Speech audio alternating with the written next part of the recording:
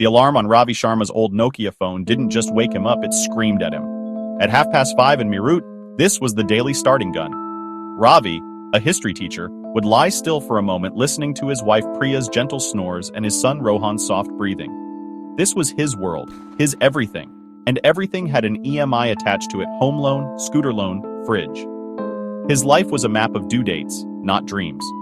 His morning routine was a dance of middle-class efficiency, a quick shave, strong chai, a glance at the calendar marked with payment reminders. He wasn't poor, he was middle class. That meant he had just enough to lose, and that made him afraid to try for more. Soon, the house would come alive, paratha sizzling, tiffin being packed, hurried instructions flying. It was a life of small responsibilities, 1,000 threads weaving a fabric of stability. But sometimes, that fabric felt like a heavy blanket, smothering any spark of ambition. Ravi loved his family, but wondered if this safe, predictable routine was all there was. He'd put on his faded shirt, become Sharma Sir to his students, teaching about kings and revolutions. Then he'd ride his scooter to a job that paid a fixed salary, unchanged for years. He taught history, but was too afraid to make any of his own. The Indian middle class loves safety more than a good bargain.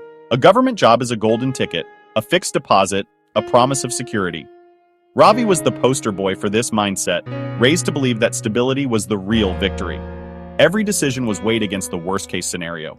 When the fridge died, they chose the longest zero-cost EMI, not the best model. When Rohan wanted cricket coaching, Ravi's first thought was, can we afford it? What if he gets injured? Every dream faced a security check of what-ifs. This safety net, meant to protect, became a cage. Sacrifice was the currency.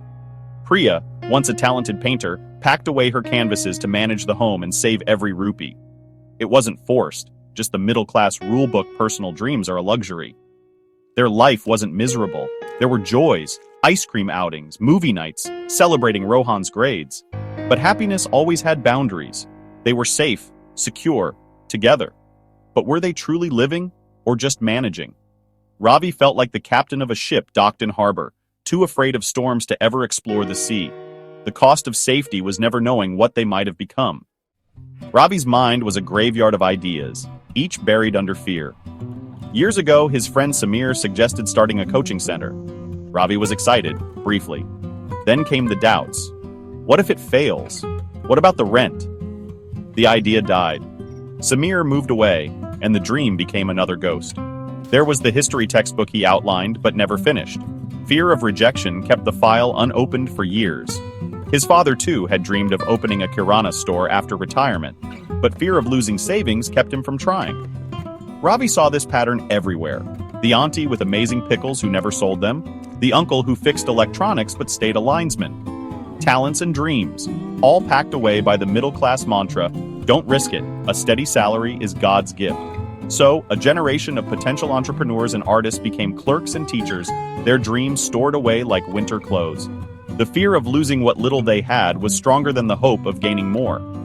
Ravi realized he wasn't alone. His whole community was haunted by the same ghosts. The cost of caution was a lifetime of what-ifs. The middle class didn't lack ideas. They lacked permission to try.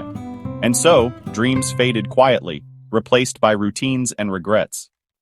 In middle-class families, hope is a legacy, and so is hesitation. Ravi's father sacrificed his ambitions so Ravi could have a flat and a stable job. That was his success. Now, Ravi felt the pressure to lift his son Rohan one rung higher. But along with hope, he inherited caution. He was living his father's dream, not his own. Every decision for Rohan was filtered through safety. Study hard, focus on science and math, safe careers only. When Rohan showed interest in drawing, Ravi bought him a geometry box, not a sketchbook. Drawing is a hobby, beta, but you need to be good at angles to be an engineer. He was passing down the family heirloom of hesitation, wrapped in love. One evening, helping Rohan build a model of Gol Gumbaz, Ravi's passion for history surprised even himself. Papa, you know everything. Why aren't you a professor? Rohan asked. Ravi had no answer, just the weight of dreams deferred.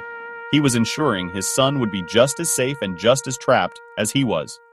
The cycle continued quietly from one generation to the next. The turning point didn't come with a bang, but with a quiet, soul-crushing no. Ravi had hoped for a promotion, senior history coordinator. He was the most qualified, but the job went to someone with better connections. The reason? We need someone with a more modern outlook, Sharma ji. Ravi walked out, not angry but empty. He had played by the rules, worked hard, never complained, and still hit a dead end. That evening, he stared at the tangled wires outside, a perfect metaphor for his life. A network leading nowhere. The safety he'd prized now felt like stagnation. The steady job, a prison. The fear of risk had saved him from failure, but robbed him of real success. He thought of his own deferred dreams, his father's abandoned shop, Priya's hidden canvases. A chain of fear passed down. Priya sat beside him, offering silent support. They said no, didn't they? She asked. Ravi nodded, feeling like a failure. He realized he'd followed the path of caution to a wall. In that moment of despair, something inside him snapped. What was he so afraid of? There was nowhere to go but up. The next day, Ravi did something new. He wrote down an idea without listing reasons it would fail Sharma sir's tuition classes. He wouldn't quit his job, just start small teach history in his front room, evenings only.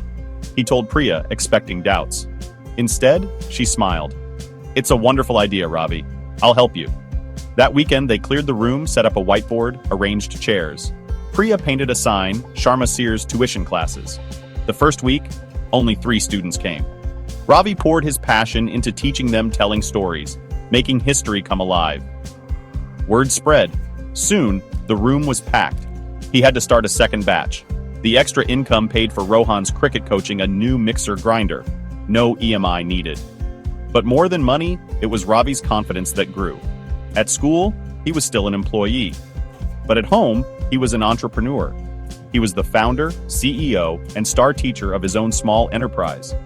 The change was visible. He walked taller, spoke with authority.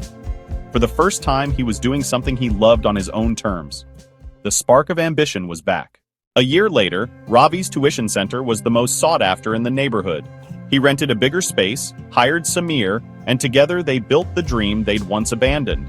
Ravi resigned from his school job. For the first time, risk sounded like opportunity. The Sharmas were no longer living from one due date to the next. They planned for the future, started a mutual fund for Rohan. Priya began painting again, decorating the tuition center and taking commissions. Their home became a hub of creativity, not quiet anxiety. The biggest change was in their mindset. Ravi realized the true barrier wasn't money, but fear. By taking one small step, he broke a generational chain of hesitation. He taught Rohan the most important lesson. It's okay to try, okay to fail. The only real failure is not starting. This isn't a story about becoming a millionaire. It's about freedom. The freedom to choose your path, to write your own history. The middle class tag is a mindset of hesitation we must shed. To all the Ravis and Priyas out there, give yourself permission to believe, to take that first step. The journey from stability to significance begins with one choice: courage over comfort.